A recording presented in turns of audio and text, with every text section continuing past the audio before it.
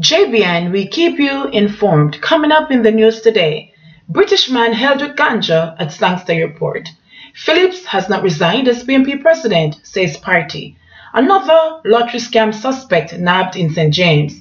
Final count of ballots to begin this morning. New Jersey rape accused held while attempting to flee to Jamaica. Truck driver charged in deadly pedestrian crash. And 5 hospitals, 10 health centers to be upgraded. Please remember to like, subscribe, share, leave us a comment and click the notification bell to receive our daily news items. British man held with ganja at Sangster Airport. A British man was arrested and charged on Tuesday in connection with the seizure of 3 pounds of ganja at the Sangster International Airport in Montego Bay, St. James. He has been identified as 60-year-old Glenton Morrison, a painter of a London address in England.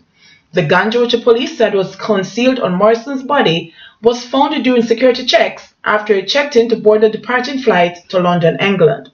The drug has an estimated street value of $25,000.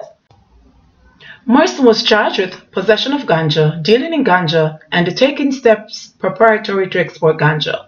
He is scheduled to appear in the St. James Parish Court on Friday. Phillips has not resigned as PNP president, says party. The People's National Party PNP says its president, Dr. Peter Phillips, has not resigned from the post and is labeling a letter circulating with such information as a blatant act of forgery. The party said the matter has been reported to the Office of the Public Ombudsman and the police, noting that the untrue statement, which bears Phillips' signature, emerged during yesterday's by-election in Portland Eastern. The opposition party said the letter is a work of those who wish to destroy the PNP and to bring their leadership into dispute. The efforts of those who wish to inflict injury by whatever means upon the good character of the party president and create division will not be allowed, said the PNP in a statement. The party informed that it is carrying out its own investigations and will make the findings public. In the meantime, the opposition thanked the more than 9,000 electors in Portland Eastern who voted for its candidate Damien Crawford in the by-election.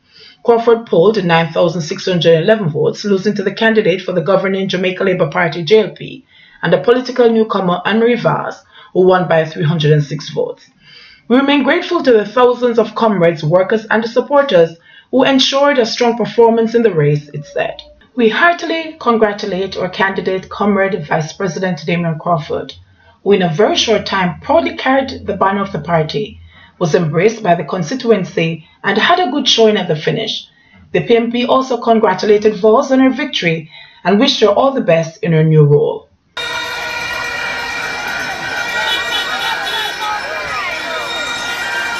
Here is Patrick Lee, the Jamaica Labour Party's former candidate that ran in the 2011 general election.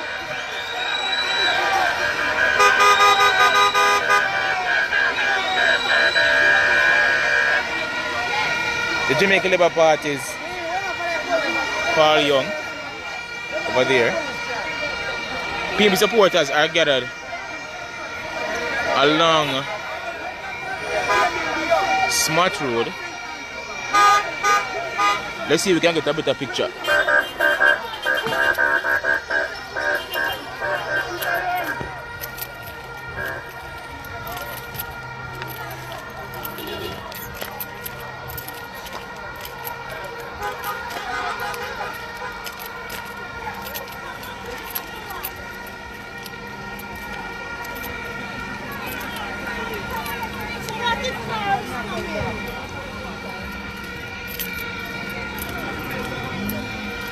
Another lottery scam suspect nabbed in St. James.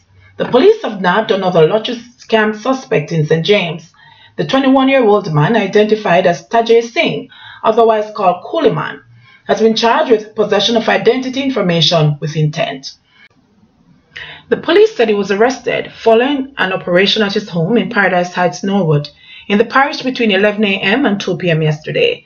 The Constabulary's Lottery Scamming Task Force reported that a cellular phone, a laptop, and a tablet were found when the house was searched. When the gadgets were analyzed, the lawmen reportedly found the files populated with identity information of persons living overseas. A court date has not yet been set for the accused. Final count of ballots to begin this morning. The final count of ballots following yesterday's by-election is scheduled to get underway at 10 a.m. at the Port Antonio High School. Commenting on yesterday's turnout, Director of Elections Glasspool Brown said it was above 50%. There was an increase at 11 a.m. of 25.7%, and it increased to 43%, and the final count was 53%. Compared to other by-elections, this was a high ballpark figure, he said. And Mr. Brown outlined some of the issues which impacted voting yesterday. There were some minor challenges. Some complained that the process was slow, but several issues caused that. A number of electors turned up without ID cards. A number of elderly persons also came out to vote, and that slowed up the process. Apart from that, there were no major challenges for the day. Meanwhile, pollster Don Anderson has given insight into the significant turnout yesterday by supporters of both parties and confirms that there was a record number of voters. He said that yesterday's by-election was also significant for the PNP despite its loss. I mean, this is a tremendous performance by both candidates. This is the largest number of voters ever polled in East Portland. The only thing that has topped this is the 1980 election won by Anthony Abrahams with 10,000 votes. For Crawford, the votes that he polled is the largest number ever polled by a PNP candidate in that constituency. New Jersey rape accused held while attempting to flee to Jamaica. A New York City man has been charged in a sexual assault that occurred in New Jersey 14 years ago. Authorities say Roy Del Cameron was arrested March 29 at JFK Airport as he tried to board a flight to Jamaica. He remains jailed in New York pending extradition to New Jersey. The arrest was announced on Thursday. Authorities say an expanded cold case homicide unit helped to develop DNA evidence in the case, which led to Cameron being identified as a suspect. The 39-year-old Bronx man is accused of raping a woman at gunpoint in Palisades Park in April 2005. Cameron faces 2 counts of sexual assault, as well as a weapons offense and a charge of making terroristic threats. Truck driver charged in deadly pedestrian crash. The Spanish Town Traffic Department charged a man who caused death by dangerous driving following a crash on Morrison Street in St. Catherine last week Tuesday. He is 26-year-old Major Mark Bennett, a truck driver of Henry Morgan Avenue, Kingston 11. Reports are that about 5:40 p.m., Bennett was driving a Mitsubishi truck along Morrison Street when he allegedly lost control of the vehicle, which struck 37-year-old Dinah Taylor and her 3-year-old daughter, both of Morrison Street. Taylor and her daughter were taken to the hospital, where she was pronounced dead and her daughter admitted in a stable condition. Bennett's court date will be announced at a later date. Investigations continue. 5 hospitals, 10 health centers to be upgraded. 5 hospitals and 10 health centers are expected to be upgraded over the next 5 years as part of an Inter-American Development Bank (IDB) Ministry of Health program to strengthen Jamaica's healthcare system. On Tuesday, Minister of Health Dr. Christopher Tufton signed a US $100 million loan agreement to kickstart the program, which is aimed at boosting the country's fight against non-communicable diseases (NCD) at a launch workshop held at the IDB's office in Kingston. Dubbed the Health System Strengthening for the Prevention and Care Management of NCD's program, the initiative aims to improve the health of Jamaica's population by bolstering policies for the prevention of NCD risk factors and implementation of a chronic care model with enhanced access to integrated primary and hospital service networks. The hospitals to be upgraded under the program are Spanish Town, Maypen, St. Ansbury Regional, Mandeville Regional, and Kingston Public Hospital.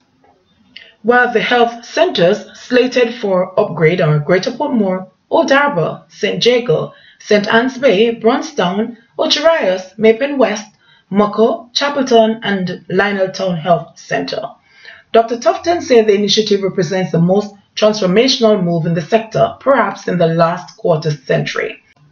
It represents an opportunity that we shouldn't squander, that we should take advantage of, in order to change the narrative of public health in the interest of achieving health and wellness for our population, which is our ultimate objective, the health minister said. The loan includes 2 elements, a US $50 million programmatic policy-based loan and a US $50 million investment loan. The PBP will fund the necessary regulations and policies to implement coherent and comprehensive health sector strategy, while the investment loan will fund improvements in Jamaica's primary healthcare system. JBN, we keep you informed. Please remember to like, subscribe, share, leave us a comment, and click the notification bell to receive our daily news items.